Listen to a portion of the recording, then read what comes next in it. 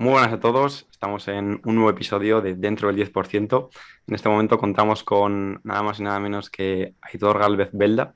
Me hace especial ilusión este podcast, ya que yo en 2018 comencé la carrera de biotecnología y fue justo ese año, a finales de 2018, cuando conocí en Instagram la cuenta Bioemprender, que es un proyecto divulgativo que comenzó Aitor y que ahora mismo cuenta con una comunidad de más de 100.000 personas.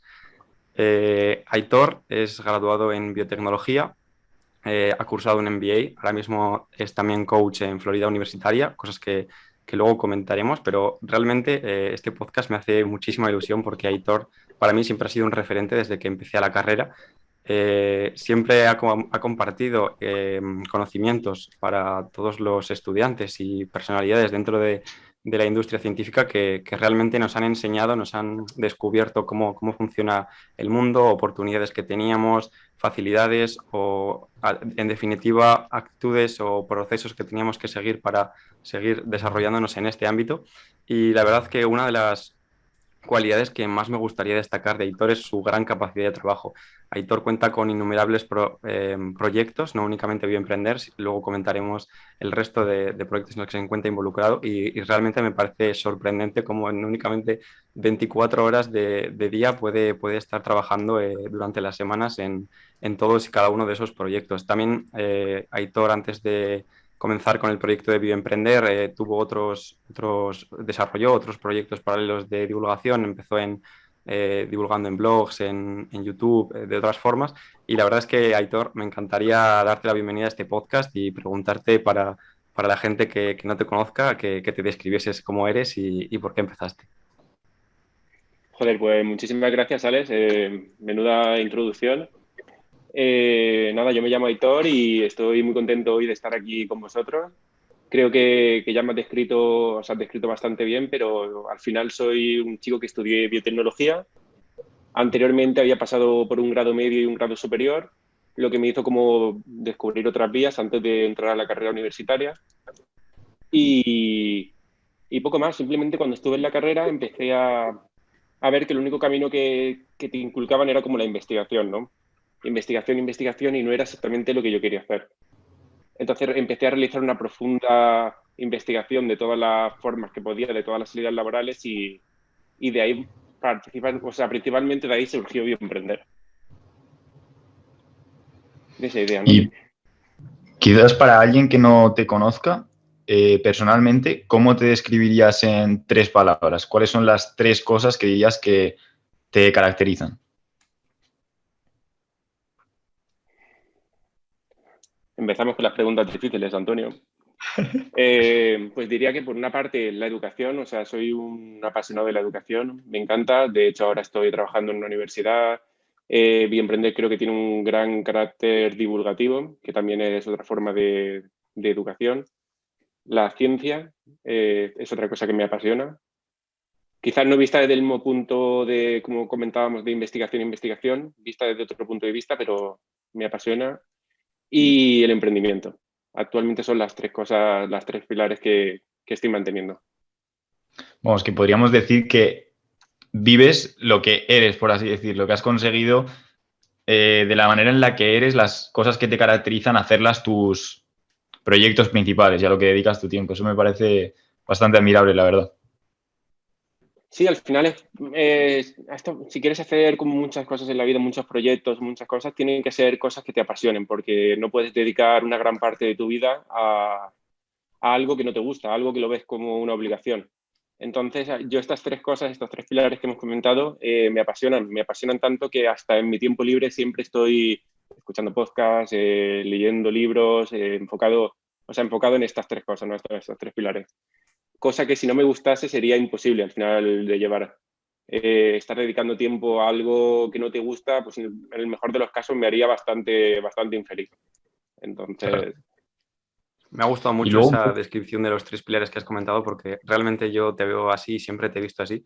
Es que desde 2018 que empecé a seguir la cuenta de Bioemprender, siempre has estado aportando conocimientos a, sobre todo en mi caso en ese momento, estudiantes de primero o segundo de carrera que estábamos muy perdidos, que no sabíamos nada de cómo funciona el mundo científico o qué salidas, por ejemplo, teníamos, porque quizá en la carrera, y eso que la mía somos la primera promoción, entonces en cierto modo está más actualizada, pero siempre como que te orientan más hacia la rama investigadora y hacia el doctorado, que puede ser como la salida más tradicional de este tipo de carreras de biología, bioquímica, biotecnología y derivadas, pero es que realmente existe una amplia oportunidad de otras salidas que son tremendamente interesantes y que la mayoría de personas desconocen, desde periodismo científico hasta emprendimiento creando una startup o pasando por ciertos puestos dentro de la industria farmacéutica que para muchísimos estudiantes de toda España son súper desconocidos y que gracias al trabajo que tú realizaste en esta actitud divulgativa que llevaste, pues la gente hoy en día puede conocerlos y esto ha supuesto, bajo mi punto de vista, un antes y un después en todo el conocimiento que tenemos los estudiantes, porque antes de conocerte a ti, yo al menos no conocía ninguna otra cuenta que realizase este tipo de hazañas y que ayudase tanto a la comunidad y gracias a eso también fue, gracias a tu participación de esta forma, fue también un impulso a que otros profesionales también se incorporasen en la divulgación en redes de una forma más activa y contribuyese todo en conjunto a todos sus seguidores. Entonces, a mí la verdad es que me encanta que estés hoy aquí y lo que has comentado. No, para mí es un placer al final haber contribuido a eso. Lo hice porque de verdad lo sentía desde dentro, o sea, sentía que durante la carrera sí estudiaba metabolismo, estudiaba bioquímica, estudiaba biología molecular, pero no sabía para qué podía aplicar eso. O sea, no sabía exactamente qué podía hacer con toda esa información. Solo me imaginaba el hecho de poder trabajar en un laboratorio y tampoco encontraba nunca una respuesta. Siempre intentaba preguntar a algún profesor y sí que me contaba su campo. Entonces, al final fue muchos años de ir recopilando, de tener esa curiosidad y, y no sé, al final eso me alegra que también haya repercutido de manera positiva en muchos jóvenes o muchos estudiantes que estaban perdidos y en la misma situación. Es algo que me llena de verdad. Y luego una cosa que me llama muchísimo la atención y me ha picado mucho la curiosidad es cómo fue este proceso. Es decir, antes de formar Bioemprender, ¿a qué te dedicabas y cómo, por así decirlo, logró tu sueño hacerse realidad? ¿Cómo fue el proceso de tú estar perdido en la carrera o en el grado a llegar a formar la plataforma que es hoy en día Bioemprender? Pues yo descubrí una de las principales salidas que descubrí y más me gustó fue la divulgación. Entonces, en esos momentos era un apasionado de la salud y de la nutrición, el entrenamiento y comencé a divulgar sobre esos términos en algunos blogs, e incluso intenté crear el mío propio. La verdad que no tenía mucho alcance, ¿no? Pero sí que me gustaba y me sirvió para dar mis primeros pasos. Posteriormente, dimos con un tema, bueno, también lo di al tocar con un libro de Mulet, no sé si lo conocéis, un gran divulgador científico que ha escrito muchos libros como Comer sin miedo, Los alimentos transgénicos, y tuve la oportunidad de hacer con él de trabajar con él un año en mi trabajo de final de grado. Cuando estuve trabajando con él en este año, descubrí el mundo de la divulgación de pleno. O sea, anteriormente ya había tocado bastante, pero este año lo descubrí en primera persona. Y ahí fue cuando lanzamos un siguiente proyecto de divulgación en YouTube, que era 100 críticos. Y en este caso era para desmentir los bulos que estaban rodeando todas las pseudociencias en torno a la alimentación. La alimentación siempre ha sido un tema que me ha llamado mucha atención. Y más tarde pensé que ya había cumplido la etapa de 100 críticos. Hicimos una serie de vídeos, creo que llegamos a hacer unos 10 más o menos, y algunos artículos y algunos posts, pero llegué a un punto en el que vi que ya no me apetecía continuar más en ese proyecto. Y entonces dejé un poco la divulgación de lado durante medio año, un año. Estuve trabajando en un laboratorio, estuve trabajando, no lo sé, en 20.000 sitios como técnico de laboratorio. También trabajé gestionando proyectos europeos. Y ahí fue cuando encontré un nuevo nicho que me había gustado mucho, que era el nicho del emprendimiento mezclado con la biotecnología. De ahí el nombre salió de Bioemprender. Dentro del emprendimiento, no solo me gustaba el hecho de divulgar sobre el emprendimiento científico, sino del hecho de acercar esas salidas profesionales que muchas veces no las tenemos presentes, pues acercarlos a la sociedad. Y para ello como que me surgió la idea de hacer una guía, que sería lo que yo hubiese pensado que necesitaba en ese momento. O sea, siempre pensaba, ¿cómo puede ser que no haya una guía con todos los másteres, con todas las salidas, con todo lo que queremos, o sea, con todo lo que queremos hacer, ¿no? Al final es algo muy sencillo de elaborar. Bueno, muy sencillo, ahora contaré una anécdota aquí que me costó bastante, pero como que es algo que en realidad se puede hacer directamente desde una universidad, es algo bastante productivo, ¿no? Digamos, para los estudiantes. Y fue con eso con lo que digamos que la cuenta hizo un boom. O sea, la cuenta ya tenía 10.000 seguidores y con la guía me recuerdo que subimos a 35.000 seguidores en 24 horas. Ostras. 24 horas. Yo lo recuerdo y fue una locura. O sea, recuerdo exactamente ese día en Instagram en el que todos mis amigos publicaban en el tema de la guía, porque la verdad como he dicho antes, no únicamente fuiste muy revolucionario en la forma de divulgar ciencia y de aportar a los... Yo me refiero a estudiantes, pero en realidad a toda la sociedad. Pues la guía lo mismo, conseguiste que 25.000 personas te siguiesen en un único día en Instagram, porque realmente lo que aportaba esa guía era incalculable. Yo recuerdo leerla y decir, es que esto es oro puro, me lo tengo que guardar para cuando llegue a cuarto, por tener todas las posibilidades que tengo. Y es que creo recordar que incluso universidades te escribieron porque querían utilizar la guía para sus alumnos, porque es que realmente era súper útil. Sí, de hecho participaron, o sea, la cogieron al final más de 20 universidades y entre ellas, que esto es una cosa que me generó bastante curiosidad, la Universidad de La Habana en Cuba. Nos escribió Ostras, qué para interesante. Qué guay. utilizarla, sí.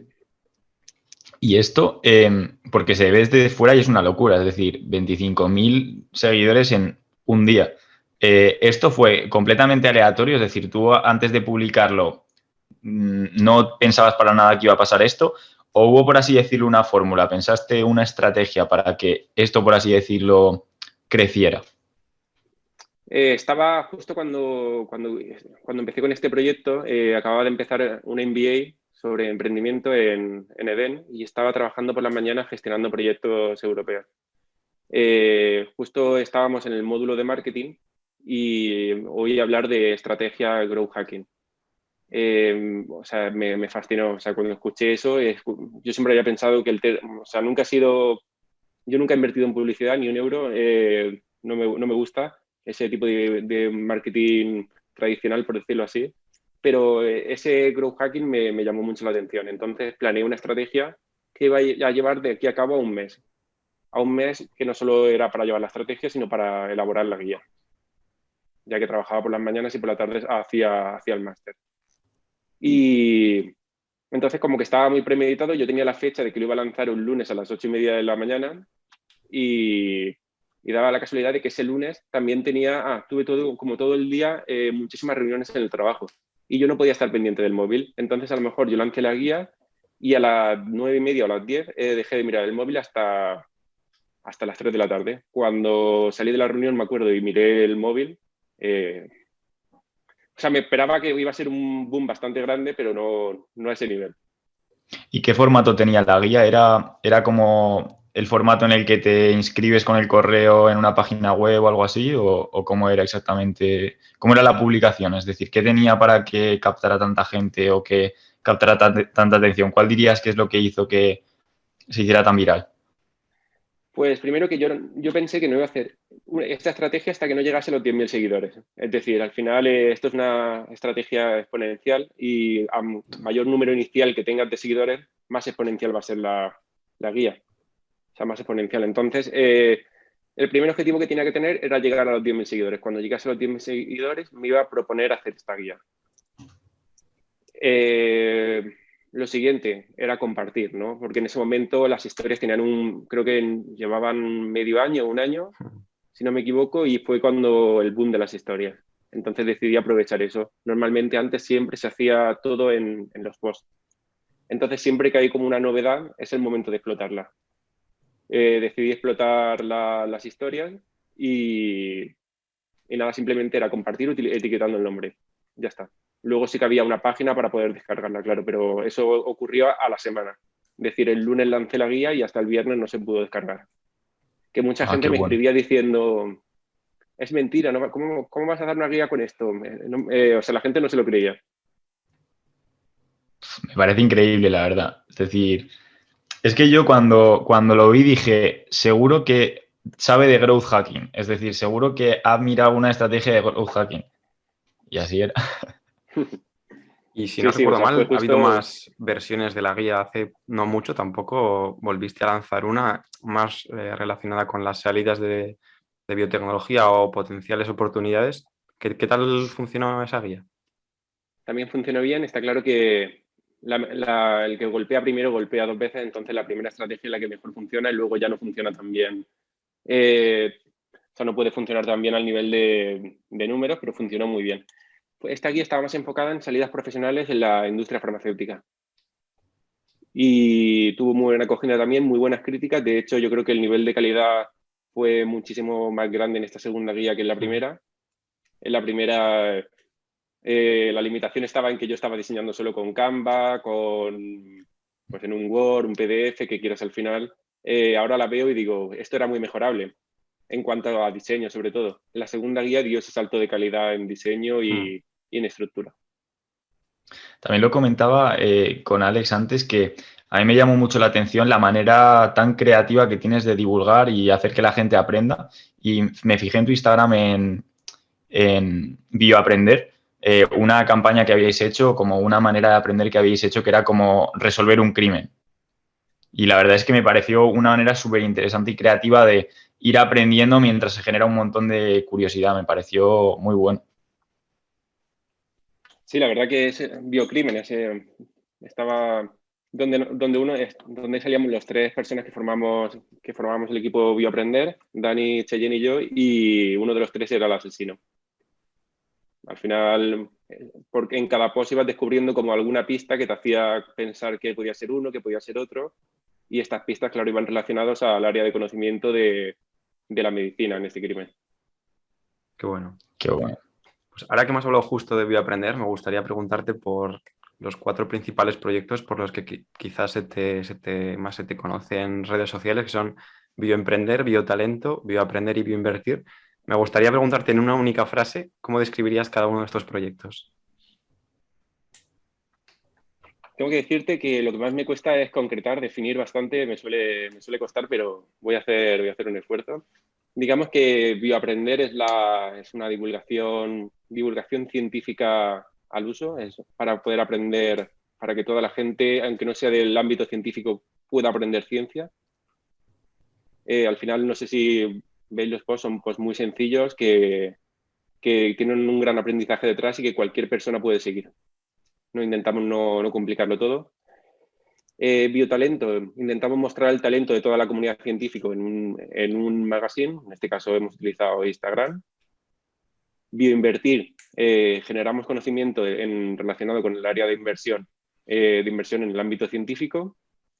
Y bioemprender, digamos que el bioemprender engloba muchas cosas, pero es una plataforma de referencia en salidas y profesionales y académicas.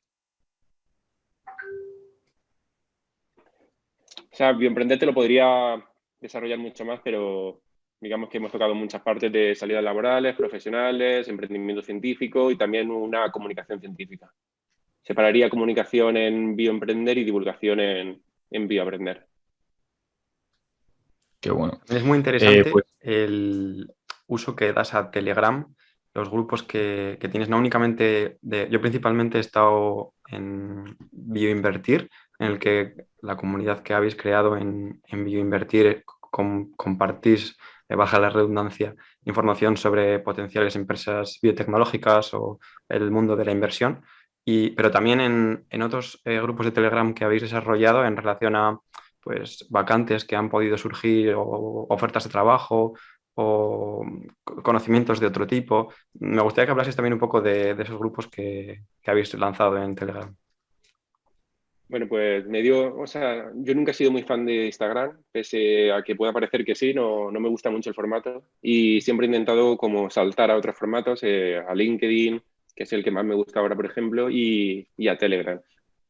En Telegram desarrollamos varios canales, uno de ellos es la bolsa de empleo, actualmente tiene 9.000 personas más o menos, todas del ámbito científico y en ese canal lo utilizamos para enviar ofertas de empleo.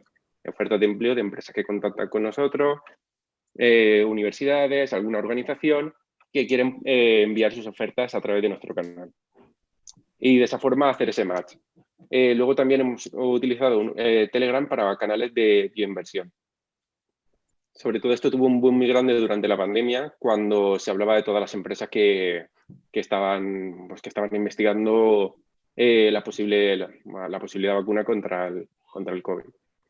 De hecho, quien estuvo en este grupo seguramente estará ahora invertido en las empresas de Moderna o BioNTech y se habrá llevado un buen profit. Y también hemos hecho bastantes grupos en cuanto a biocolaboradores, grupos donde gestionamos ahí el talento de biotalento y gestionamos sus publicaciones. Y también hemos hecho uno recientemente que hicimos de mujer y ciencia.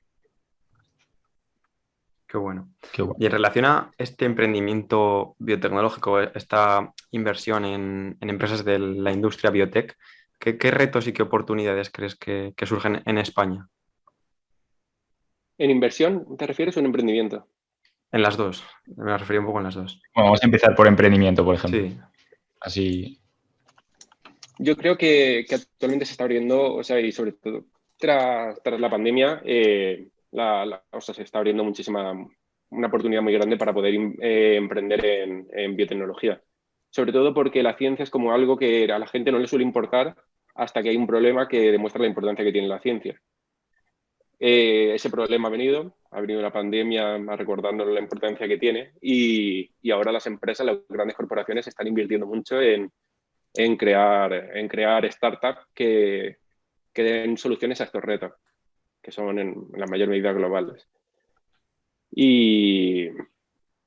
Y bueno, supuestamente esto también te lleva al siguiente paso, que es la inversión en estas empresas, aunque esta es una inversión más en fase inicial, en muchos casos, ya que no hay muchas empresas actualmente en bolsa. Tenemos Agrifold, pero no hay mucha cantidad aún de empresas españolas en bolsa del área biotech, pero esto seguramente va a cambiar en 2-3 años. Genial. Sí, la verdad es que encima el sector biotecnológico es un sector muy complicado de invertir, por así decirlo, de recaudar inversión, porque es como, por así decirlo, una caja negra. Hay proyectos que se lanzan, que son súper interesantes, hay cosas que se quieren hacer, hay una solución que hay que resolver, por así decirlo, pero no se sabe cuánto dinero va a haber que invertir para que esa solución se haga rentable. Yo creo que es por eso por lo que resulta algo muy difícil de valorar y la gente quizás no valora tanto hasta que hay un problema ya real que dicen, vale, hay que meter dinero hasta que salga algo, porque es que si no, todo esto se va a la mierda. O gente que tiene determinadas enfermedades va a seguir sufriendo y va a seguir habiendo enfermedad. Entonces, creo que es súper importante y la gente tiene que valorar eso, que hay problemas que se tienen que solucionar, sin embargo, no se solucionan por esa especie de caja negra. Sí, o sea, justo. Y de hecho, ahí es donde más me gusta como aportar información de lo que pasa en esa caja negra, porque es algo bastante desconocido, ¿no? Pero la parte positiva que tiene es que se está generando todo un ecosistema en lo referente a esto, alrededor de todo esto que hace unos años era impensable. Por ejemplo, ahora en Valencia, que es donde yo resido, Eden, que tiene su propia marina de empresas, está lanzando muchos programas corporate en la parte de salud. Están haciendo un nuevo hub de biotecnología que se llama BioHub y que abrirá las puertas en abril, mayo.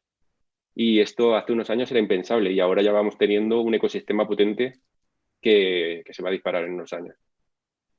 Qué pasada. Tendremos que mantener echado un ojo a esa comunidad, porque, vamos, seguro que salen cosas muy guays de ahí. Por supuesto, y además así conocéis Valencia que nunca viene mal. Sí, sí, sí. ¿Y algún proyecto de esos que te llame la atención o alguna novedad, por así decirlo, de la biotecnología que últimamente te ha llamado la atención en cuanto a emprendimiento o empresas que hayas visto que están haciendo cosas bastante innovadoras en ese sector? ¿Te refieres a nivel nacional o a nivel...? No, internacional. Lo que más te apasione, lo que más te motive, que digas, "Buah". La parte de salud es la parte que más está avanzando y es la parte que más me llama la atención ahora, aunque, o sea, pero sobre todo por el gran boom que han tenido. y no sé, he sido muy, muy seguidor de Moderna y BioNTech durante todo este proceso y me ha asombrado la rapidez con la que se han sabido adaptar al cambio de la pandemia, con la rapidez que estaban solapando las fases para poder avanzar a todo rápido. Como eso es que por parte de la sociedad se ha visto como algo malo, yo lo he visto como una gran proeza.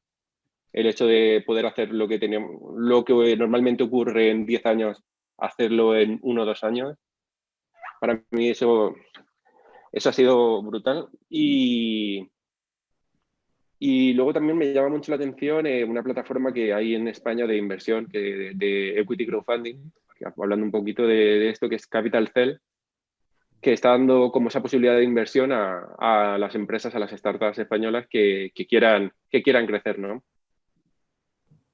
Qué bueno. Pues bastante interesante de saber sobre ello. Y sí, sin duda, a mí me parece una locura que un proceso que se hace en 10 años, que lo hagan tan rápido, da incluso miedo. Dices, ostras, qué pasada. Y luego, otra cosa relativa a esto, es que te queríamos preguntar también o hablar de que hay alguna gente en biotecnología que tiene bastante talento. Es decir, España es un país con muchísimo talento, universidades muy buenas, pero que no saben aprovecharlos. ¿Cómo se puede sacar partido a este talento que ya se tiene? Esta es una pregunta bastante compleja, pero sobre todo dándoles oportunidades al talento. Al final, el talento en España, si quiere desarrollarse, muchas veces tiene que irse. Y si no creamos oportunidades para que el talento se pueda quedar, es normal que el talento no seamos capaces de aprovecharlo, que se vayan o en el peor de los casos, que se queden haciendo un trabajo para el que están sobrecualificados, que eso, pues a lo mejor para su vida personal es muy bueno, pero para la sociedad es muy malo porque estamos perdiendo muchísimo potencial ahí.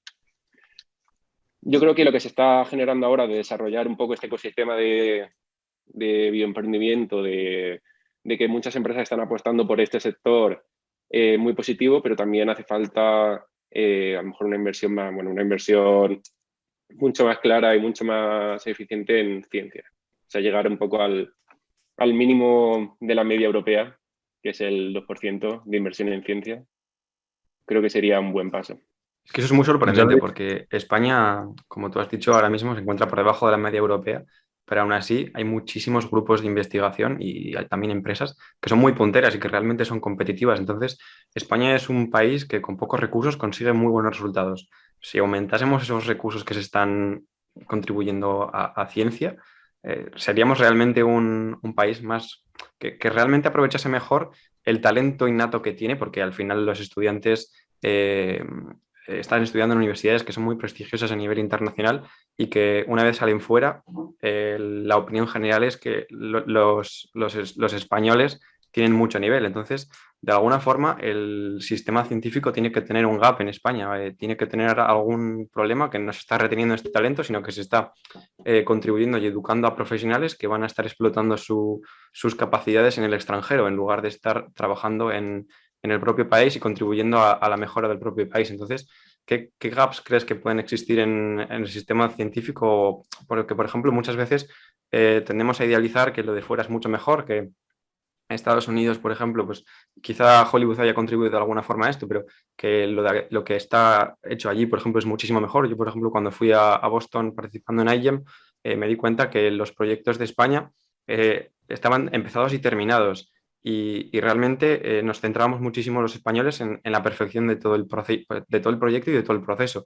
En cambio, en Estados Unidos o incluso también en países europeos, quizás se veía más una tendencia de no tener que realizar un proyecto que esté empezado y terminado, sino realizar un desarrollo en el que la idea sea muy revolucionadora y tú a la hora de vender tu idea, de defender lo que has realizado, lo hagas de una forma más convincente, dando más show al final también.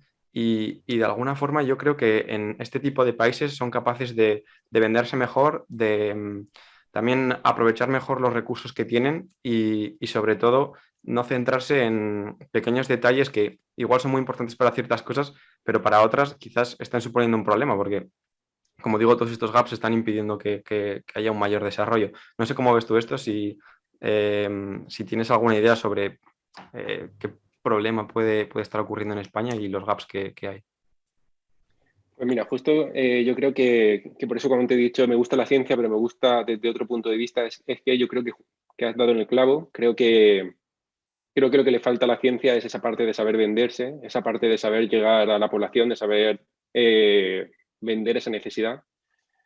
Y es justo lo que la ciencia en España no sabe hacer. No sabe hacer. Estamos muy enfocados en una parte y dejamos de lado completamente la traslación, la venta de esas ideas, el saber llegar a la sociedad, la divulgación. Y ahí es donde está, digamos, la forma de conseguir más financiación, ¿no?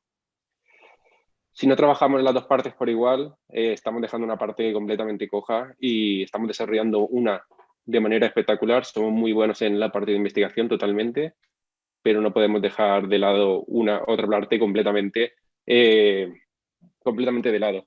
Decías antes una frase que me ha gustado mucho, que era que en España se hace muy buena ciencia con muy buenos recursos, y esa frase esconde una cosa bastante mala, y es la precariedad laboral.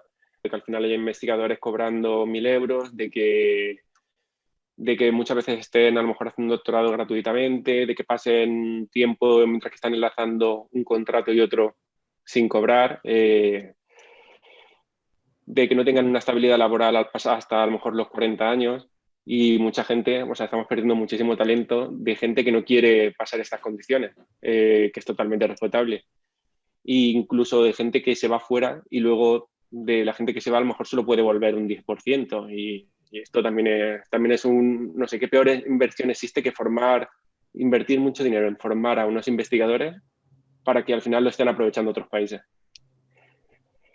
Y poco más. Al final yo creo que estos gaps son bastante grandes y que no se van a poder solucionar de un momento a otro, porque la inversión en ciencia para ello tiene que ser muy grande, tienen que mejorarse mucho las condiciones de los científicos, tenemos que mejorar globalmente, no solo la inversión que se hace en ciencia en buenos proyectos, sino que también los contratos de estos investigadores. A mí me parece realmente una putada que pase eso, porque yo siempre le comentaba a Alex de que la gente que estudia biotecnología no sabe el gran potencial que tiene para el futuro, porque sinceramente yo creo que en el futuro la biotecnología va a ser cada vez más y más necesaria y las empresas van a demandar muchos más profesionales de biotecnología, pero sin embargo, por la situación de ciencia actual, pues al final aceptan situaciones de mierda como esas, cobrando nada, y pensando que no van a tener ninguna salida. Y al final la única solución que les queda dentro de España es saber moverse exageradamente bien y ser los mejores, y ser los mejores sí o sí, y saber moverse extraordinariamente bien, porque si no, no consiguen nada. Y es una situación realmente triste, teniendo en cuenta lo necesarias que son la gente que se dedican a la biotecnología. Totalmente, Antonio. Y además una cosa es que, tú imagínate, estás en tu grupo de investigación y encuentras algo que dices, esto es la bomba, ¿no? Esto es patentable. Voy a seguir investigando sobre ello, ¿no? Para ver si de aquí podemos sacar un proyecto, ¿no? Que también es lo que comentaba Alex sobre que en Estados Unidos parece que las ideas como que las venden mucho mejor, ¿no? Y llegan a inversores y llegan a gente. En España muchas veces, hasta hace poco ya se están haciendo alguna solución, se están aportando alguna solución, pero no se incentivaba que hubiese esa traslación de la ciencia. Es decir, tú tienes una idea y para poder llevarla a cabo, que quieres patentarla, tienes que dejar de publicar. No puedes publicar esa idea porque si publicas primero la idea ya no puedes patentarla. Entonces estás dejando de publicar. Si no publicas, te quedas sin dinero para la investigación. Y si te quedas sin dinero para la investigación, ¿cómo continúas el proyecto? Pero claro, si publicas la idea ya no vas a poder patentarla. Entonces entramos ahí en cómo damos los siguientes pasos. La mayoría de investigadores prefieren no meterse en ningún lío de dejar de lado un proyecto que tienen un dinero asegurado por intentar emprender ese proyecto, por intentar llevarlo a la industria. Y así es como muchísimos proyectos acaban muriendo en España. Es un gran dilema, sin duda. Y la verdad es que lo que me parece interesante es de compartir la idea. Creo que compartir la idea, aunque no se pueda patentar, es súper interesante porque se crea una ciencia que se construye. Es decir, que tú lanzas una idea y quizás el resto de gente de la industria construye sobre ella. Y un proceso constante en el que seguramente se puede avanzar muchísimo. Es un dilema brutal porque, claro, si no lo compartes pues podrías patentarlo y tal, pero si lo compartes es bastante posible que esa idea acabe saliendo adelante. Y también le comentaba a Alex que esto se relaciona con cuando lanzamos el podcast. Dijimos, mira, quizás no somos unos profesionales del podcast, no tenemos las ideas súper claras, pero vamos a lanzarnos al vacío y ya construir sobre eso, e ir mejorando poco a poco mientras lo hacemos. Y creo que en la ciencia es algo muy útil y es algo que, por ejemplo, pasa en sectores como la programación y la informática, donde los conocimientos son muy abiertos, se lanza una idea y el resto de gente que está en la informática va construyendo sobre esa idea. Y es un concepto que me gusta bastante. Totalmente. Y en cuanto a hacer el podcast, yo creo que a mí me gusta mucho el podcast que tenéis y otra cosa que hay es que siempre mejor hecho que perfecto y ya se va mejorando sobre la marcha. Hay que hacer las cosas lo mejor que podamos, pero no obsesionarnos con buscar la perfección al final, que eso nos paraliza más que otra cosa.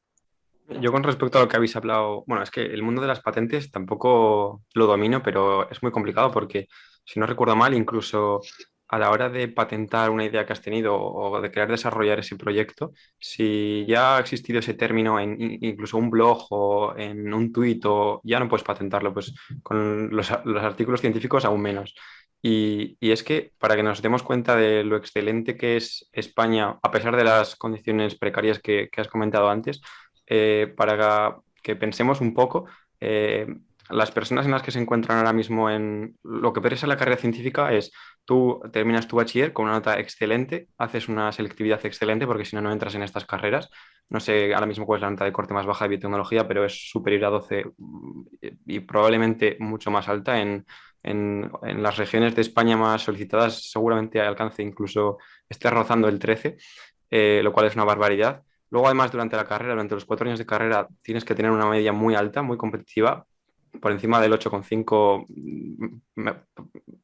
casi necesariamente, porque si no, luego no vas a poder solicitar una beca para realizar un doctorado. Hay otras oportunidades, otras opciones, pero principalmente las becas FPU, que yo todas estas cosas las conocí por post de Aitor, no vas a poder solicitar este tipo de becas.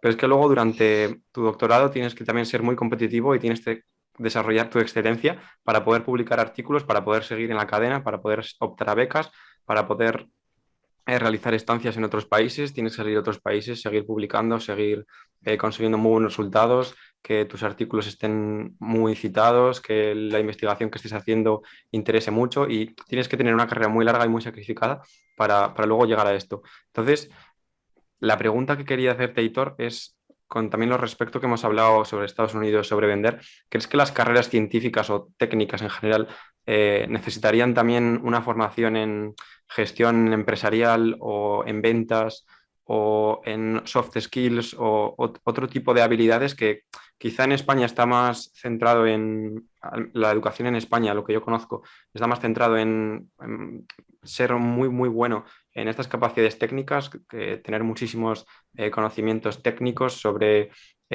pues, vías metabólicas o sobre formas de realizar una ingeniería sobre un ser vivo para conseguir un fin concreto, para poder curar una enfermedad, para poder obtener una aplicación, un producto de interés, pero quizás estemos dejando de lado esta parte formativa en relación al mundo empresarial, a otras habilidades blandas como eso, pues cómo vender, cómo comunicar, cómo transmitir. ¿Crees que esto supondría un avance en el sistema científico? Totalmente. De hecho, o sea, con mi emprender intentamos acortar esa distancia.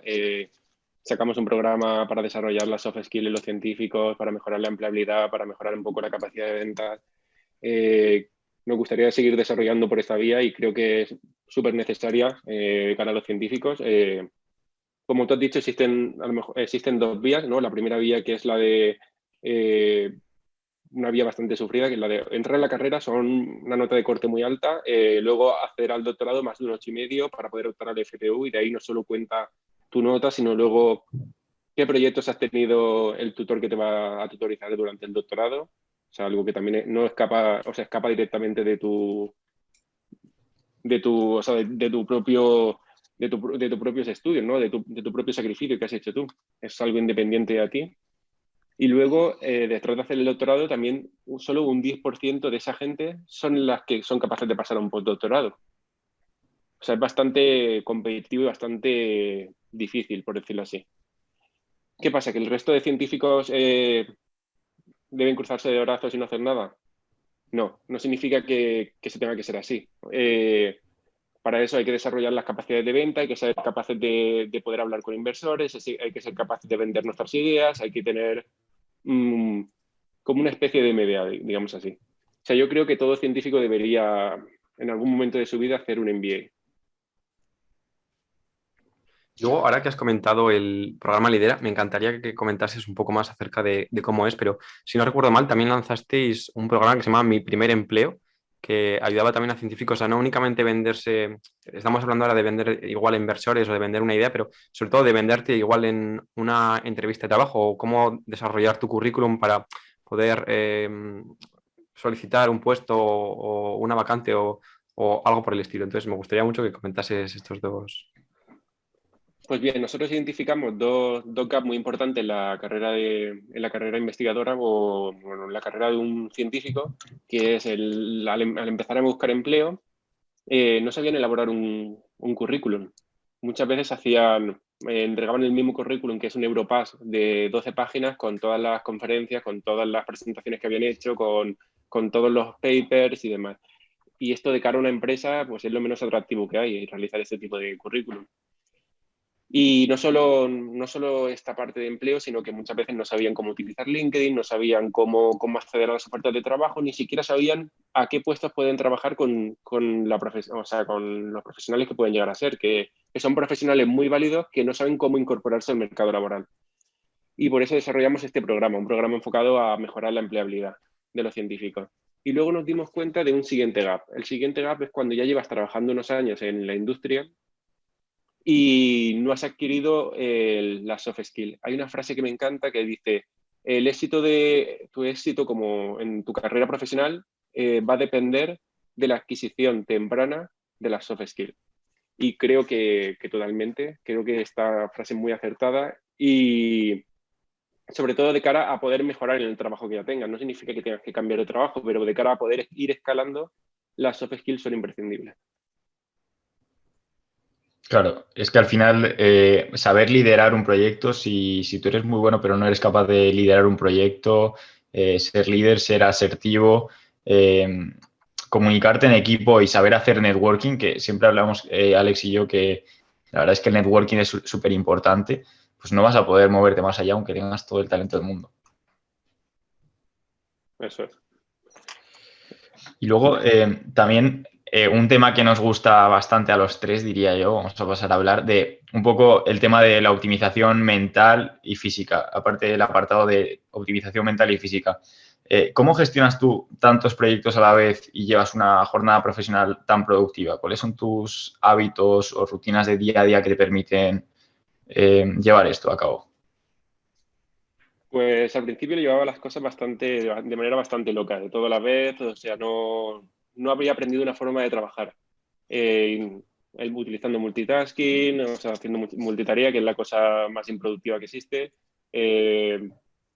No sé, no lo hacía de una manera correcta. ¿Y qué pasa? Cuando empiezas a querer llevar muchas cosas a la vez, te das cuenta que tienes que optimizarte o esto vas a fracasar totalmente. No vas a poder llevar más de una o dos cosas a la vez, sino. Y eso pasa por muchas cosas, pasa por los hábitos, pasa por el mejorar la calidad de sueño, pasa por mejorar tu alimentación y pasa por mejorar también tu actividad física. Con hábitos, pues yo empecé a utilizar a lo mejor herramientas como Notion, que me permiten administrar todas las tareas. No sé si la habéis utilizado alguna vez. Sí. Sí, lo usamos para el podcast, de hecho. Pues a mí me encanta, soy súper fan de Notion. La utilizo tanto como para hacer tableros, como para llevar a cabo, no sé, toda la información, para gestionarla. Y en tema de hábitos utilizo Notion, Google Calendar y nada, yo más o menos me voy habituando, sabiendo que las mañanas me las habitúo para las tareas más complicadas, por la tarde un poco más libre, de tareas que me cuesten menos hacer, porque sé que es un momento donde rindo menos. Y también conocerte un poco a ti mismo. Yo sé que cuando más rindo a lo mejor ahora son por las mañanas, a partir de las 7, 8 de la mañana, pues todos los días madrugo bastante, he cogido ese hábito, he ido incorporando hábitos buenos a mi vida de respetar las horas de sueño, que eso es algo que al principio siempre todos tenemos que hacer, pues vale, pues tengo que hacer más, pues duermo menos. Y te das cuenta que justo lo contrario, cuando empiezas a dormir menos, tu rendimiento cae por los suelos. No sé si os ha ocurrido, si sacrificáis horas de sueño vosotros en vuestra vida, pero yo lección aprendida de que no me hacen. Sí, a mí me ha pasado de tener muchos proyectos a la vez, de querer hacer muchas cosas y decir, vale, me voy a levantar a las 5 de la mañana y voy a ser súper productivo, tal. Y estoy una semana que digo, joder, ¿cuántas cosas estoy haciendo? ¿Qué pasa? Y luego ya la segunda semana digo, uff, de repente me quedo tirado mucho tiempo, no me apetece hacer nada y al final eso es por el sueño. Es decir, no es porque seas vago, no es porque no estés con la motivación suficiente, sino que al final acabas sin motivación y sin, por así decirlo, trabajo centrado por eso. Y ya de nuevo dije, vale, esto no es productivo. Y empecé a dormir mis 8 horas o mis 7 horas de calidad y ya dije, ostras, es que ahora cada cosa en la que estoy me puedo centrar completamente sin necesidad de distraerme en tantas cosas. Y luego no sé si lo has probado tú, pero a nosotros nos encanta y fue muy influyente en nosotros el libro de Deep Work, y utilizar bloques de 1 hora y media centrados sin exposición a la tecnología y redes sociales. Y esto creemos que, vamos, es súper disruptivo el tema de las redes sociales y el tema del entretenimiento, por así decirlo, en lograr tus objetivos de estar completamente centrado.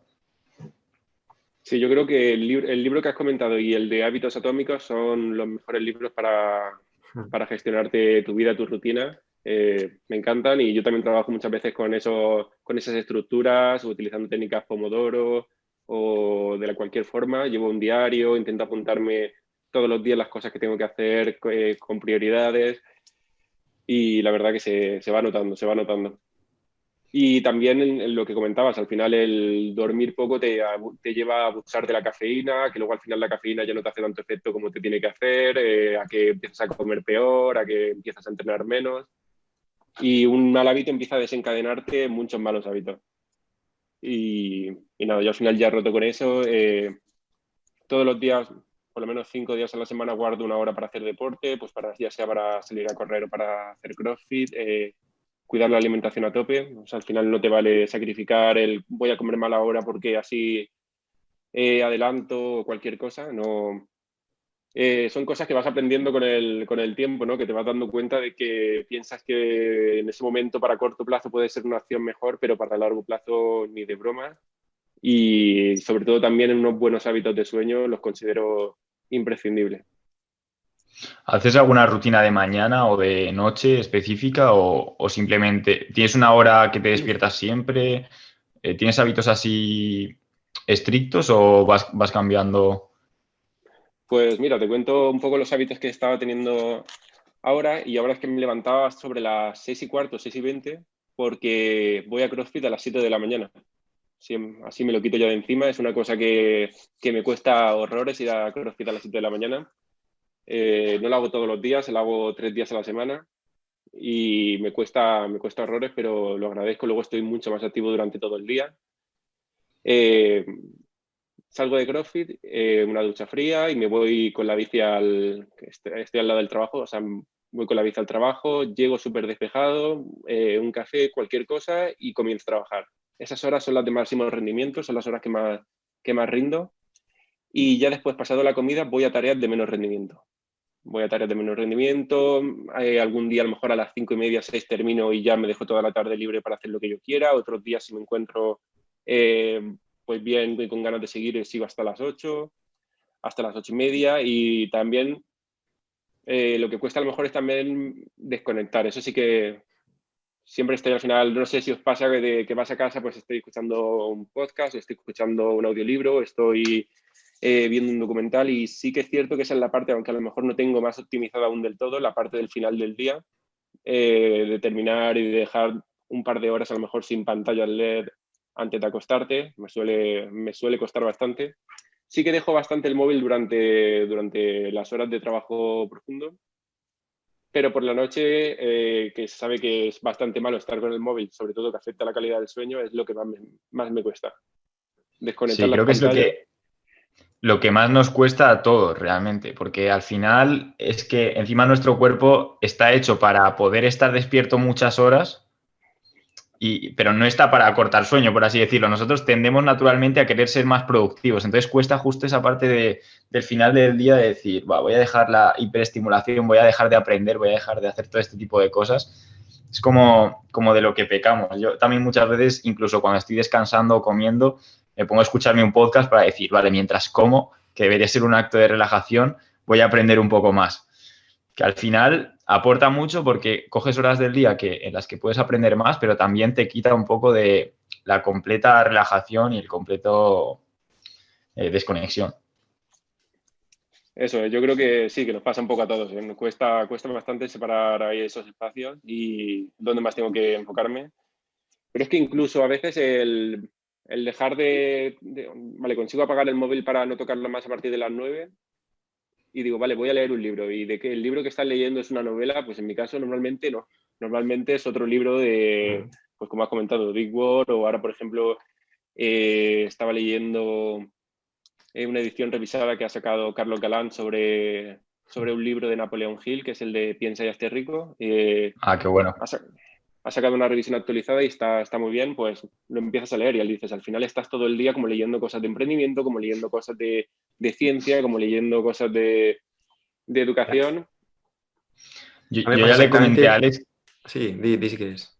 Que yo tenía el hábito, tengo el hábito ahora de, por así decirlo, por la mañana leer o durante el día leer los libros de no ficción y por la noche cogerme un libro de ficción que me saque a otro mundo, por así decirlo, y eso me ayuda a dormir mejor. Sí que es verdad que a veces, si el libro es muy bueno, me tiro leyéndolo 3 horas y luego al día siguiente veo que he dormido 4 horas o 5 horas porque me estaba gustando tanto el libro, pero al menos te ayuda a desconectar un poco más. Y normalmente te entra sueño en vez de activarte más.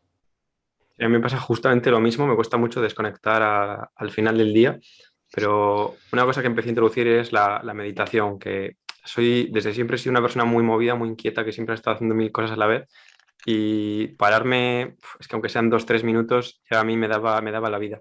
Y una palabra que quería comentar que con respecto a todos los hábitos que habéis dicho, para mí es felicidad, no únicamente productividad, sino felicidad. Yo cuando duermo 8 o 9 horas, cuando como bien, saludable, lo más parecido a la naturaleza o lo más parecido a lo que podrían comer nuestros abuelos o antepasados hace tiempo, pues eso, eh, alta cantidad de verdura, de fruta, etcétera. Y también cuando siento que estoy siendo productivo en el sentido de que estoy trabajando, de que estoy haciendo lo que quiero hacer, que estoy consiguiendo realizar pasos para llegar a mis objetivos, cuando también estoy yendo a entrenar y me veo bien y todos estos tipos de hábitos que hemos comentado, cuando leo, cuando aprendo, yo es realmente cuando no únicamente más productivo soy, sino cuando más feliz. Y al final esto también para mí es una rueda, al final acaba siendo un vicio en el de que tú continúas siendo más productivo, te ves mejor. Entonces te esfuerzas más, es más productivo, te ves aún mejor, estás más contento y al final es una rueda positiva que aumenta aún más la productividad. No sé si tenéis también esta sensación vosotros. Totalmente. Sobre todo se nota cuando tiene ganas de hacer las cosas, cuando las haces, como tú has dicho, feliz. También es que eres mucho más productivo y todo lo haces con muchísimas más ganas, no sé, te encuentras tú mucho mejor. Sí, o sea, igual que existe la rueda negativa de empezar a dormir poco, empezar a comer mal y demás, existe la rueda positiva o sea, que se nota, que se nota. Yo también lo noto mucho y sobre todo el entrenar me hace, o sea, yo creo que es de las cosas que más noto, entrenar, dormir bien y comer bien, lo noto muchísimo. Por ejemplo, relacionado Sí. con el entrenamiento, yo en mi caso, entrenar me hace mejor en todos los aspectos de mi vida, porque si bien me aporta disciplina, me aporta seguir cumpliendo los objetivos que me estoy manteniendo, también me ayuda a mantenerme enfocado. Y comer bien, por ejemplo, también. O, por ejemplo, leer, porque estoy entrenando mi foco. ¿Tú sigues algún tipo de dieta específica o algún tipo de entrenamiento específico o te planteas objetivos específicos? ¿O entrenas para mantener el hábito y que te siga aportando de forma indirecta? Pues pasé unos años muy, muy enfocado en el fitness, me encantaba. De hecho, llegué a un punto que me planteé competir y todo en Physique, pero eso fue durante primero, segundo y tercero de carrera. Fue unos años que me lo tomé muy en serio y que sí que pensé en competir ahí. Luego pensé en competir en powerlifting y o sea, me gustaba mucho. Ahora directamente lo hago únicamente por salud. Está claro que que la estética también ayuda, siempre te ayuda a sentirte mejor y a motivarte. Y entreno principalmente 3 días CrossFit y 2 días salgo a correr. Más o menos esa es mi rutina de entrenamiento. Y a nivel de dieta, mantengo una dieta bastante basada en plantas, plant-based, aunque o sea, no soy vegetariano, pero sí que baso un gran porcentaje de la dieta en plantas y como carne de calidad, pescado de calidad, muchos huevos, al final una dieta bastante mediterránea. Qué bueno.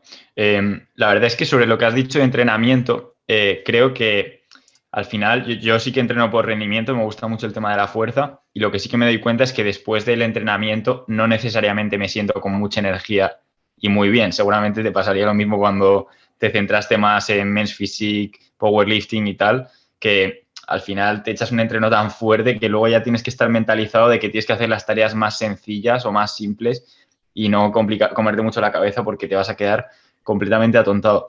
Y luego sobre la dieta, ¿has encontrado que, por ejemplo, porque a mí personalmente me pasa, que una dieta más buena para el rendimiento es más alta en carbohidratos y proteínas, y yo encuentro que este tipo de dieta, por así decirlo, es un poco más disruptiva en mi concentración, es después de un entrenamiento fuerte y una comida alta en carbohidratos, encuentro que soy mucho menos productivo, estoy mucho menos centrado, como que tienes el cuerpo haciendo la digestión, y encontré que con una dieta un poco más baja en carbohidratos soy capaz de ser mucho más productivo. No sé cómo es tu dieta en cuanto a distribución de nutrientes o si has encontrado algo parecido.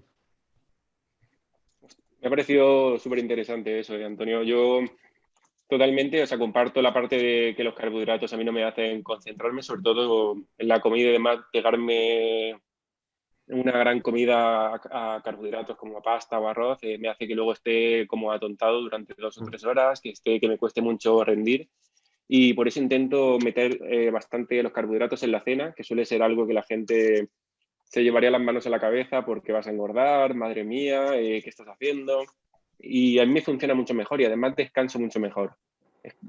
Y además es como que los carbohidratos es una comida que siempre solemos disfrutar más, ¿no? Un bocadillo, un plato de pasta, lo suelo disfrutar bastante y me doy el lujo de tomármelo en la cena, que es con el momento pues que ya supuestamente estoy desconectando, ¿no? Y ya puedo disfrutar completamente de esto. Y sí, cenando 3 horas antes de irte a dormir para no irte con el estómago lleno y demás. Y sí que suelo por las mañanas utilizar bastante fuentes de grasas y de proteínas. Suelo desayunar unos huevos y un café, algo así.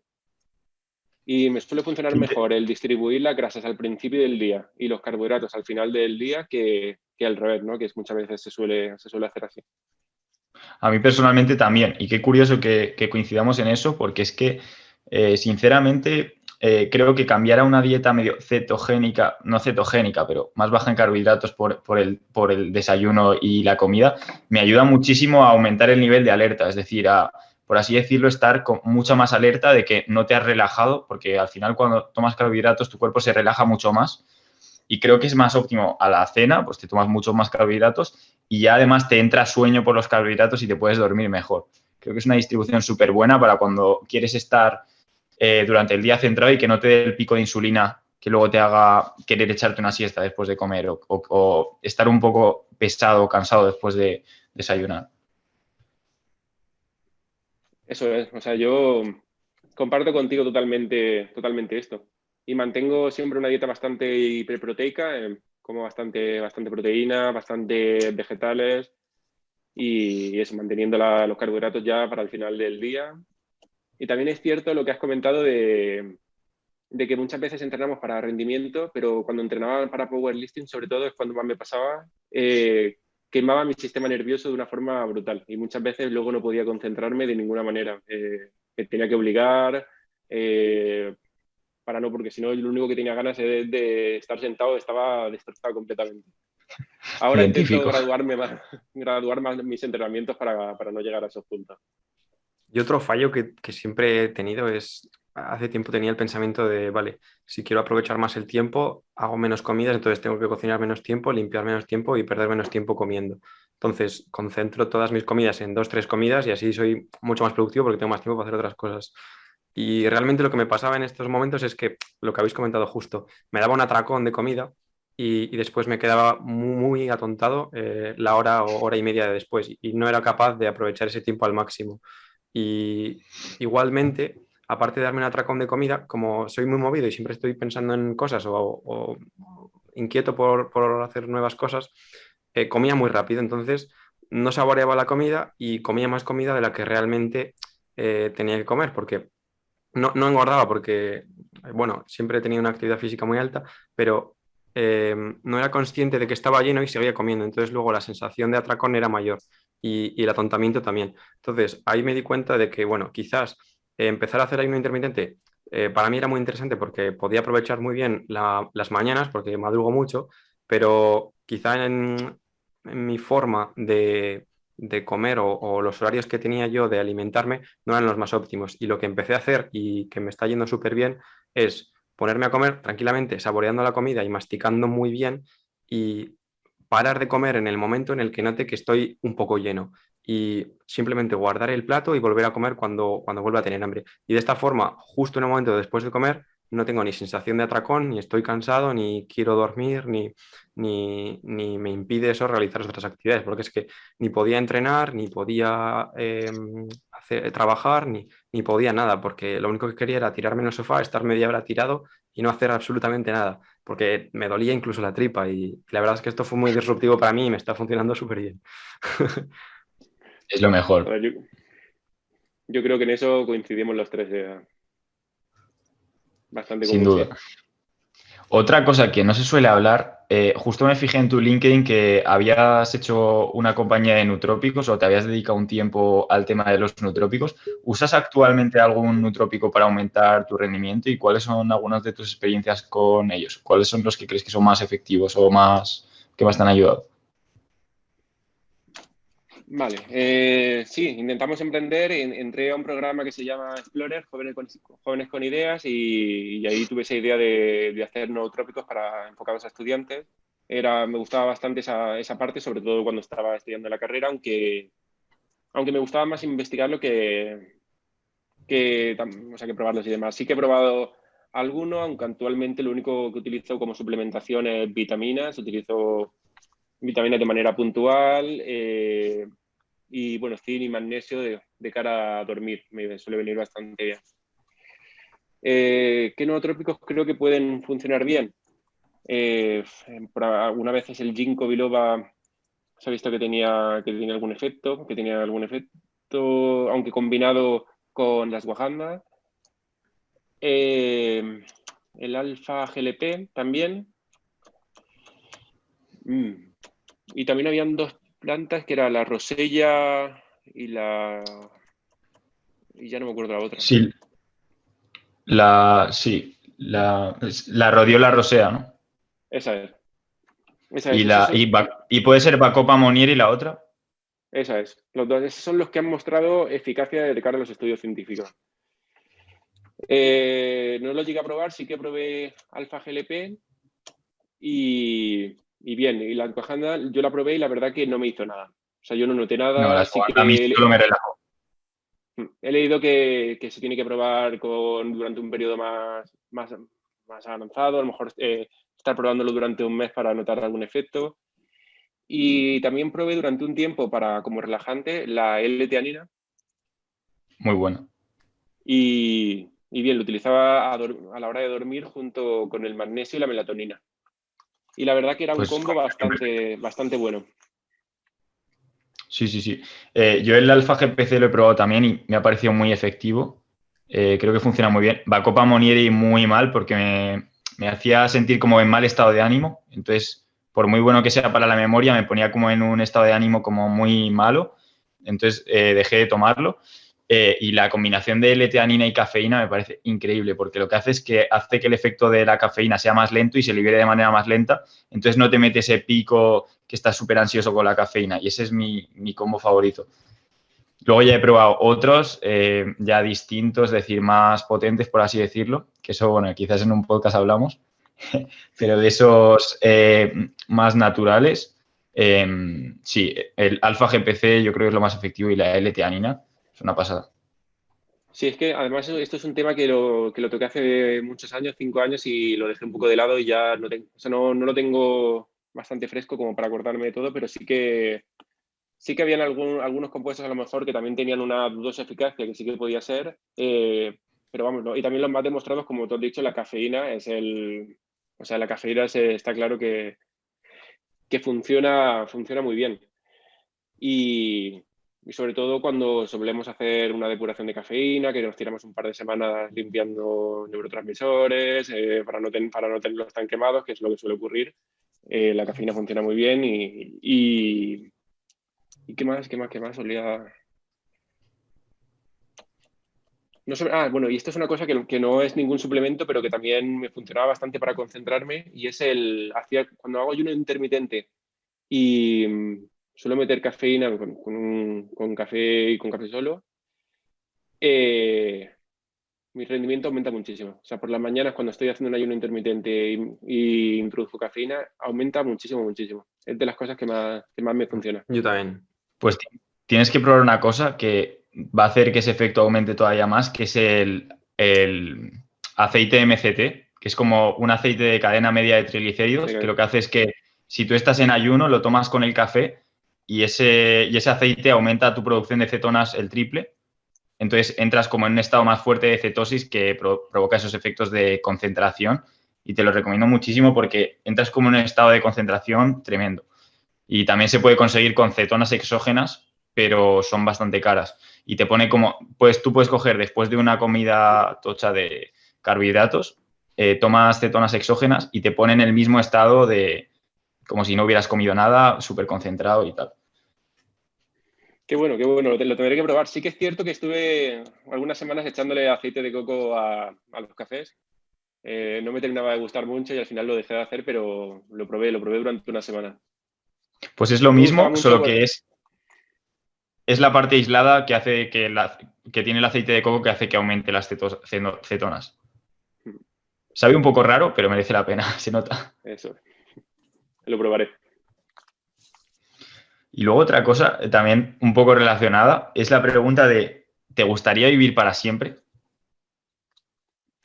Sí, sí, mucha gente dice que no porque o sea, sin la muerte no habría la vida y demás, pero yo sí que considero que cuanto más años de vida pueda tener, muchísimo mejor y es una cosa que sí que me gustaría vivir para siempre, sobre todo porque creo que o sea, lo que vamos a ver dentro de 100 años en cambios y más va a ser espectacular y no me gustaría perdérmelo.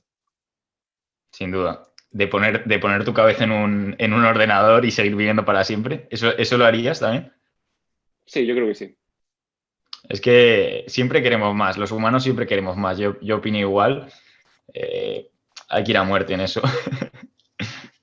En relación a esto, Aitor, sí que lo hemos hablado un poco durante el podcast, pero me encantaría preguntarte por tus métodos de aprendizaje, cómo te formas a día de hoy, cómo aprendes nuevos conocimientos, en qué sitios accedes a esta información, si es bien por libros, por podcast, por otro tipo de información u otras bases de datos. La verdad es que me encantaría conocerlo.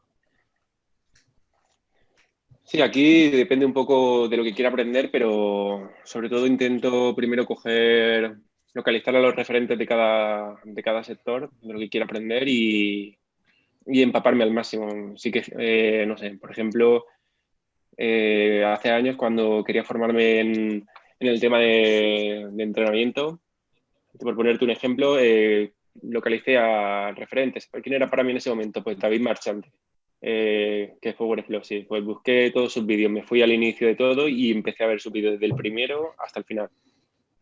Cuando vi ya todos sus vídeos, empecé a buscar, vale, ¿qué podcast hay? En esos momentos no había muchos, ¿no? Pero empecé a localizar tipos de podcast, empecé a buscar algún libro. Pero primero, sobre todo, intento coger una base con vídeos o con podcast antes de empezar a leer algún libro, porque así en un periodo más corto de tiempo puedes como coger un entendimiento global de todo y luego ya ver dónde quieres focalizarte ya mediante libros o mediante una especialización ya en estudios científicos. si lo hiciese de la manera contraria, yo creo que me acabaría desmotivando porque notaría que no avanzo lo suficiente o que no avanzo lo suficientemente rápido. Y nada, en cuanto a mi forma de aprender, utilizo muchísimos libros. O sea, creo que este año, mira, te abro un momento aquí el Notion. Este año llevo ya 6 o 7 libros, pero porque he estado mucho tiempo en casa y he estado leyendo bastante. Y he leído, por ejemplo, Liderar equipos comprometidos, porque me apetecía leer bastante sobre liderazgo. La cura a la procrastinación, os lo recomiendo muchísimo, sobre hábitos. También he leído Growth Hacker Marketing o El futuro del social media, Dominar el estilo de vida estoico, sobre estoicismo, Antifrágil, de Taleb. Buenísimo. Bueno. Y 12 reglas para vivir. Vale, son los libros guay. que está leyendo este año, pero porque está leyendo al final muchísimo tiempo. He estado mucho tiempo encerrado en casa. Normalmente no suelo dedicar 6 horas a lo mejor al día a leer. Esto es porque habrá dado la situación así y ya está. En cuanto empiece a ir al trabajo, como por ejemplo todos los días que tenemos que estar con una presencialidad y que estoy allí 24 horas y demás, tiro muchísimo de podcast y de audiolibro. Porque al final el camino hacia el trabajo, que es 1 hora, la vuelta, otra hora, un momento libre para comer, pues más podcast, más audiolibro. Y así, intento también cristalizar todo el conocimiento que voy obteniendo en el Notion. Lo utilizo para ir apuntando, hacer ensayos sobre los libros que leo, ver qué cosas quiero seguir aprendiendo y también analizo mucho como el proceso de aprendizaje que voy llevando.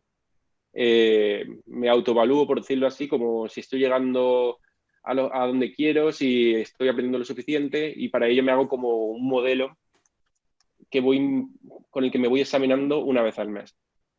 Una vez al mes, cuando pasa todo este tiempo, me hago una serie de preguntas que he ido creando con el tiempo y voy viendo dónde tengo los puntos débiles, dónde tengo que seguir incidiendo, dónde puedo relajarme un poco más, y eso me ayuda bastante a autoexaminarme. Qué bueno.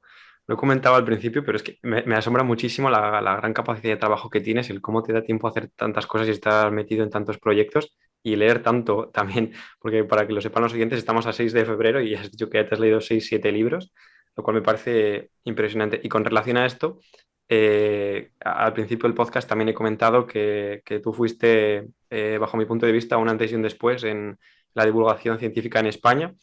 Y has comentado el ejemplo de David Marchante. David Marchante, también conocido como Power Explosive, para muchos fue lo mismo. Y es que para mí tú eres el David Marchante del bioemprendimiento, porque los dos habéis sido muy revolucionarios a la hora de innovar en la forma en la que se divulgaba él en entrenamiento y tú en bioemprendimiento en España. Y gracias a vosotros también ahora existen, como he dicho antes, otras cuentas y otros proyectos que están contribuyendo a la sociedad en este mismo punto, por lo que me parece súper, súper interesante. Muchísimas gracias, Alex. Hoy me vais a sacar los colores 100%.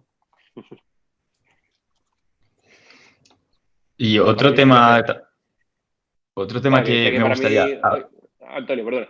Nada, que es un placer estar aquí hoy con vosotros. La verdad que lo estoy disfrutando muchísimo. Sí, lo que te estaba diciendo, bueno, para nosotros también, un placer increíble, sinceramente.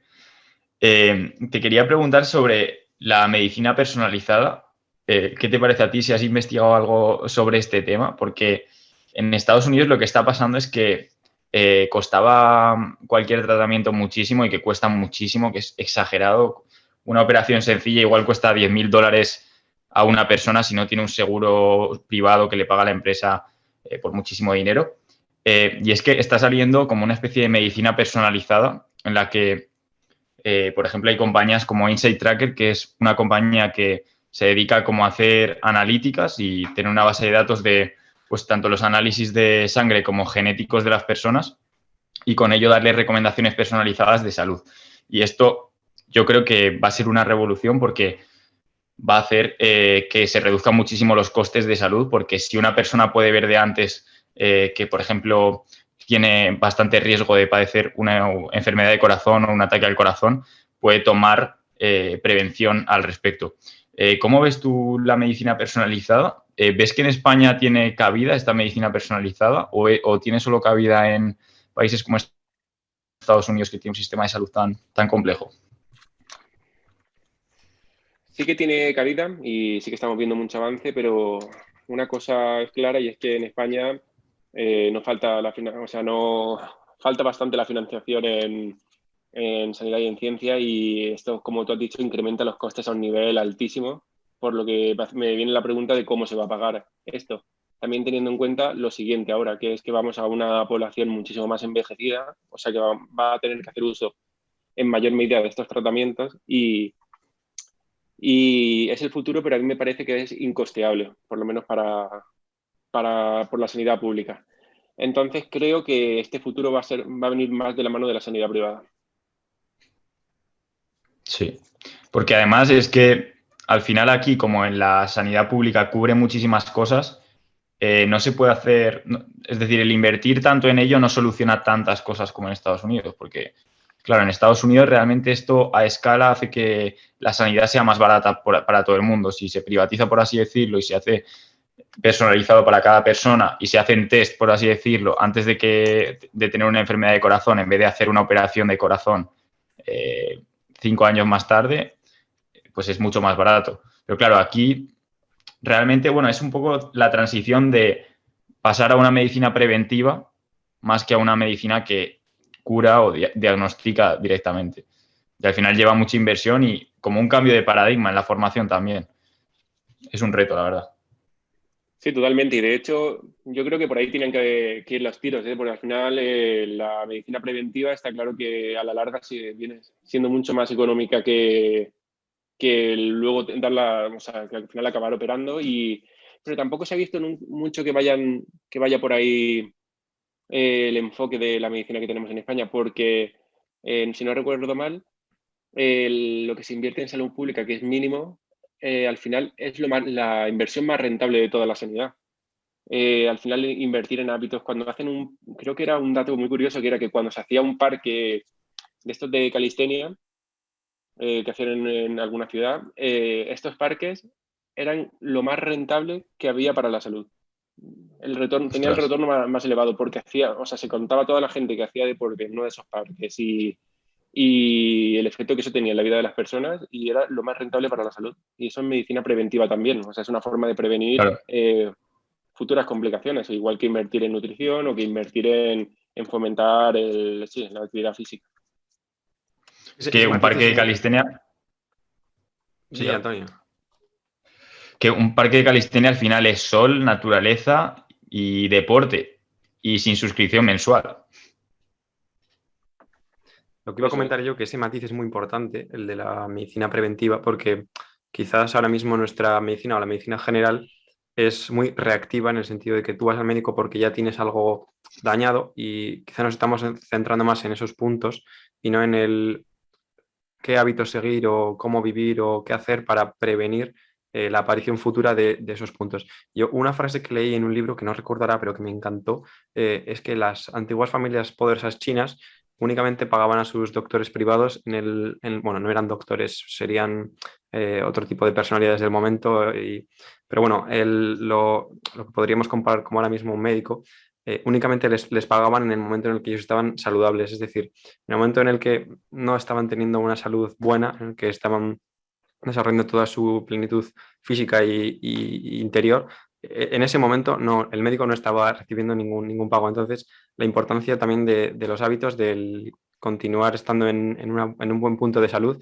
y no siendo reactivo, sino ser preventivo. Joder.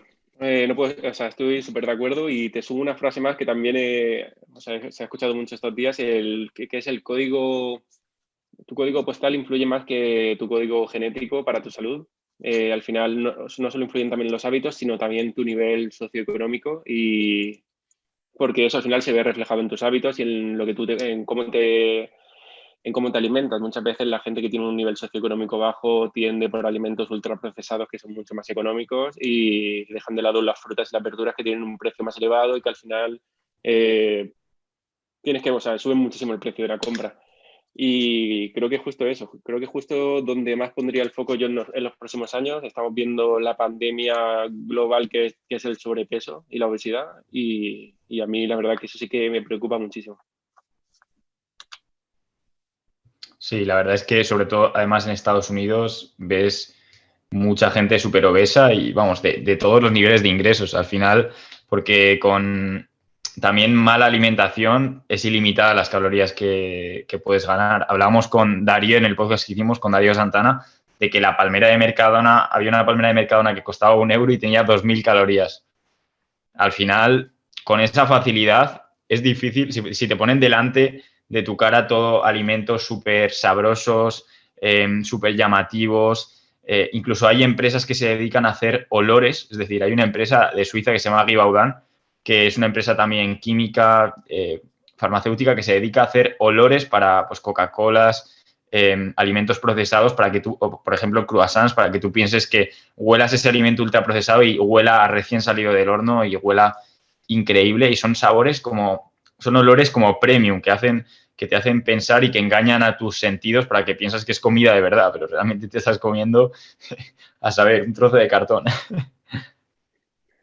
Pues al final, o sea, ha salido una foto también el otro día de cómo, del aspecto que tenía la mezcla de harinas refinadas con los aceites estos que se utilizan, que están llenos de grasas trans y demás, y tiene un aspecto malísimo. Y al final esto, sin los aditivos que tú estás comentando, es que no se lo comería nadie, o sea, tiene un aspecto horrible. Pero ahí es donde está el marketing alimentario, todo añadir esos aditivos que lo hacen ya, o sea, que al final nos terminan engañando para que lo consumamos. Al final yo veo la palmera de chocolate esta que comentas de 2000 calorías y también la acabo comprando algún día. Si no eso, pues otra cosa, pero bueno, comprarlo de manera casual pues no te supone ningún problema. El problema es Claro. cuando es uno de tus hábitos. A mí en esta última parte del podcast, la verdad es que me encantaría hablar sobre innovación en biotecnología, sobre tendencias que va a haber en el futuro, desarrollos tecnológicos que van a ocurrir. Es que, por ejemplo, a mí una de las partes de la biotecnología que más me gusta es la medicina regenerativa y esto puede ser muy disruptivo para alguien que no conozca el tema, pero ya a día de hoy se puede extraer células de la piel de una persona, desdiferenciarlas y convertirlas en cualquier otro tipo de célula del cuerpo. Esto se llama células pluripotentes inducidas y si no recuerdo mal, esto se descubrió en 2008, es utilizando 4 factores de transcripción distintos que son capaces de desdiferenciar estas células y luego poder reprogramarlas en cualquier otro subtipo celular. Y es que esto abre el paso a la medicina del futuro porque imagínate que tienes un accidente, que pierdes parte de un brazo o incluso un órgano, pues con este tipo de terapias puedes conseguir a partir de células del paciente convertirlas en otro tipo de células o partes de órganos, o es que incluso se pueden reconstruir órganos con este tipo de tecnologías que no van a estar produciendo ningún tipo de rechazo porque son a partir de células del propio paciente. Y la verdad es que abre las posibilidades a un mundo infinito de aplicaciones terapéuticas y otro tipo de soluciones. No sé si vosotros tenéis algún otro área de la biotecnología que os fascine, pero es que los avances son infinitos. También ahora mismo está muy de moda el desarrollo de empresas que están fabricando alimentos en cultivos celulares, es decir, existen multitud de compañías que fabrican miel no artificial, pero sintética a partir de cultivos celulares o chuletones a base de células y todo este tipo de industria de me sale la palabra en español, bioimpresión, que sin duda va a hacer que nuestro mundo, nuestra bioeconomía sea más sostenible, nuestro mundo también tenga menores problemas con todo lo que se está viendo ahora del cambio climático. Entonces, no sé si tenéis alguna idea o innovación biotecnológica que os llame la atención o que queréis compartir con todos. Me gusta mucho lo que has dicho sobre la bioimpresión y también te quería preguntar, ¿tú cuál crees que va a ser de la bioimpresión la primera que vamos a ver en España? La primera que vamos a ver comercializada, pero a nivel ya serio para todos los públicos. ¿Alimento te refieres? Me refería, sí, con la bioimpresión, sí, a alimentación, por ejemplo. Sí que se está viendo, o sea, sí que se está viendo que hay mucho, o sea, que se pueden hacer un chuletón, que se pueden hacer hamburguesas, pero no es a nivel de costes sostenible, ¿no? Como para poder hacerlo para todo el mundo. ¿Cuándo crees que sé que como esta es una parte que te gusta, ¿cuándo crees que esto va a llegar a toda la población? Bueno, es una pregunta muy complicada, de verdad. Yo sí que estuve interesándome por el tema porque hay una empresa en Navarra que se dedica a esto, que se llama Cocus, que ya han conseguido, son expertos en bioimpresión y lo que ellos hacen es, con un modelo matemático, desarrollan espacialmente dónde deben distribuirse las distintas células que se utilizan para que tenga una apariencia de chuletón. Pero el mayor problema que tenían era la obtención de estas células, el cómo conseguirlas para fabricar un chuletón que yo he visto fotos y o sea, no eres capaz de distinguir frente a un chuletón normal y en cuanto a sabor no sé cómo será, pero la verdad es que era muy prometedor. Lo único que el gap el mayor problema que tenían a la hora de desarrollar esto era la obtención de las células. Entonces lo que hacían era coger chuletones, extraer las células y utilizar esas células para fabricar nuevos chuletones de una forma más sostenible. No sé exactamente cuándo llegará esto. Yo creo que todavía, o sea, capacidad tecnológica creo que existe, pero siempre la bioética o la percepción de la sociedad puede hacer que esto se retrase un poco más.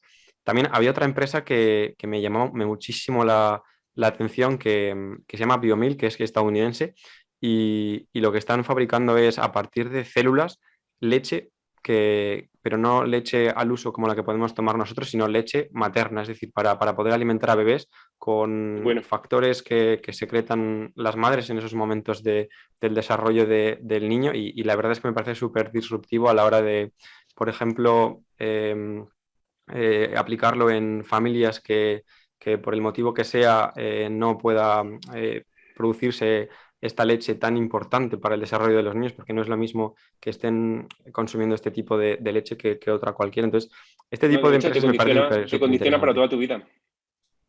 ¿Vale? De hecho, Alex, te condiciona para toda tu vida el hecho de tomar leche materna o leche, o al final una leche de supermercado, va a influir en toda tu vida, en todo tu sistema inmunitario. O sea que me parece brutal.